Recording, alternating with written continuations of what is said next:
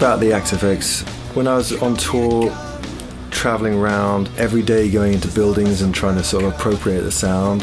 You know, I've used lots of guitar processors before, but there's no difference of the guitar you use, no difference of how you played, your style. It just sort of was like a blanket. That was the sound, that was the thing you got. You can play the XFX and simulate amps to a degree which I can't tell the difference.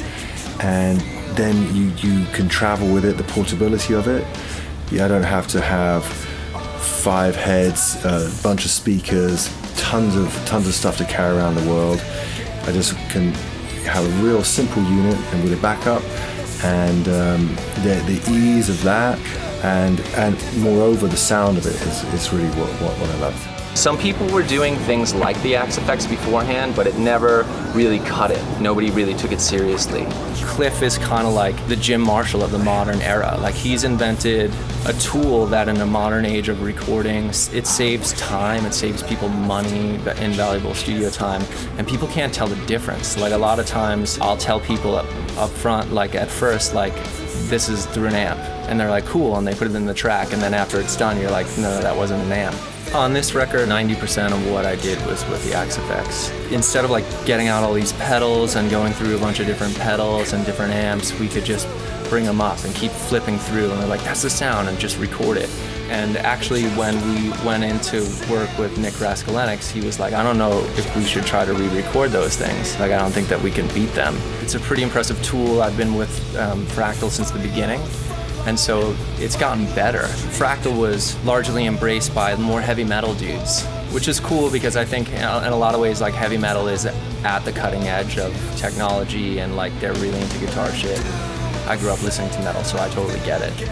But there's a whole other world to this where you can actually do like more kind of tweed amps, more smaller amps, more retro kind of sounds, and unique kind of more towards a lo-fi sound, ironically. If I use my ears, I can hear that, you know, I can get those sounds. It's pretty remarkable. People are gonna start going to concerts and saying, wow, that band sounds like they used to sound. I can use this. So I think it has a whole other life that hasn't been discovered yet. This box allows it so that if I have to like just go for the weekend to Austria, for instance, and play a festival, that I can just take a box with me. Take a box and 2 guitars in a gig bag and put it in the overhead, and you can play in an arena. And that's pretty amazing. And something that I'm actually really interested in doing is just taking my settings and not even taking the unit and getting a unit over there and kind of like plugging my settings in, so I only have to bring a guitar. It's blown me away that they really have managed to find a way to mirror those sounds. And I'm so excited to play live, because I feel that if you talk about what's good about bands that play live and put on great shows for their fans, what greater show can there be for real, true fans when the songs and the records sound the same as when you recorded them?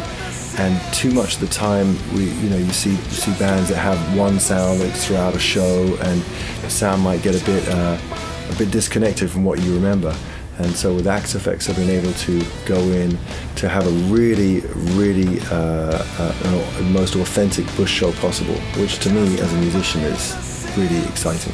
You know, and if you just gotta kind of use your ears and not your eyes, and use your heart, and you can get really great tones. It's a great tool for music.